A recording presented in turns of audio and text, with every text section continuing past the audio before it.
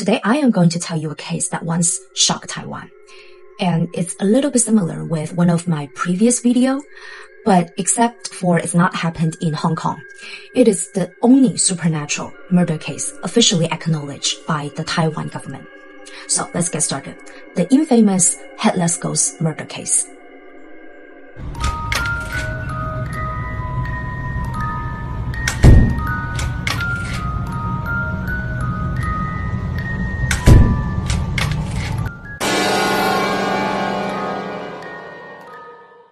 On April the 2nd, 1990s, a Japanese girl named Mariko Iguchi, she's a senior at Tokyo's Ochanomizu Women's University, traveled from Japan to Taiwan for her graduation trip.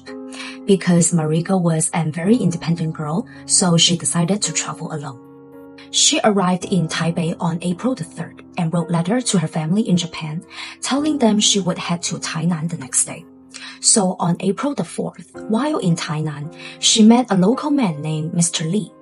This man was very friendly and hospitable, showing her around the famous spots in Tainan, and he even invited her to stay at his place. And on the morning of April the 7th, Mr. Lee saw her off the train station as she headed to Kaohsiung. And also that same day, Mariko wrote another letter to her family. But after she arrived in Kaohsiung, she just suddenly vanished from this world. Because back then, the technology wasn't as advanced as it today. So Mariko's disappearance wasn't even noticed until April the 18th. Her mother, Kyoko Iguchi, went to the airport to pick up her daughter, but never saw her. Alarmed, she found that Mariko hadn't even canceled her flight, and there were no immigration record of her leaving Taiwan.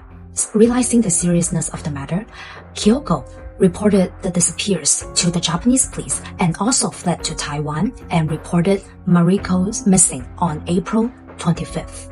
Although it happened in the old days, but the case of a missing foreign tourist must draw significant attention from the Taiwan government and the police. So they quickly focused on Mr. Lee, who had spent time with Mariko. But after a serious investigation, they found no evidence against this man. Therefore, the police offered a reward of 50,000 yen, which the victim's family also matched with 500,000 yen to the public to find Mariko. But unfortunately, they still had no leads. Then, near a year later, on March the 4th, 1991, police received a tip that pointed to a taxi driver named Chinese pronunciation Liu Xueqiang. Actually, he had been questioned earlier, but his words were very unorganized at that time, leading the police to think he had some mental issues maybe. But this time, however, he was very quickly confessed to murdering Mariko. According to his confession, on April the 7th, 1990, as a taxi driver, Liu Xueqiang approached Mariko at the Kaohsiung train station, found out that she was a foreigner, so he kindly offered her a place to stay. And by the earlier happy experience with Mr. Lee, so she accepted the offer. After spending a day of sightseeing, they returned to Liu Xueqiang's home. But at night, Liu Xueqiang showed his true face and tried to sexually assault Mariko. So when she resisted, he got angry and killed her with a crossbow and dismembered the body to dispose of it in different locations.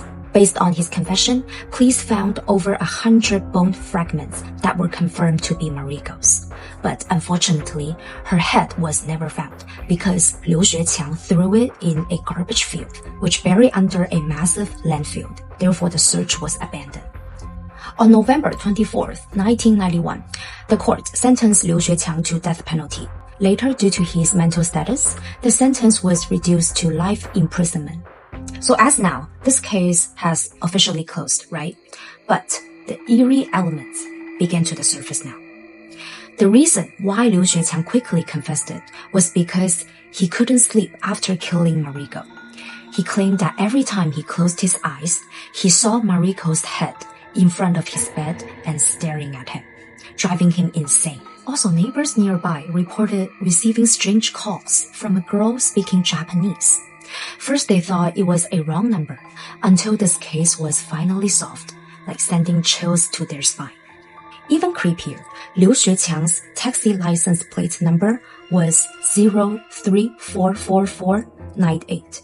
The numbers 034 matched the date he was caught, and 4498 coincided with the dates that the body parts were found. Therefore, it got me thinking, like, was everything just coincidence? Finally, the moral here is clear.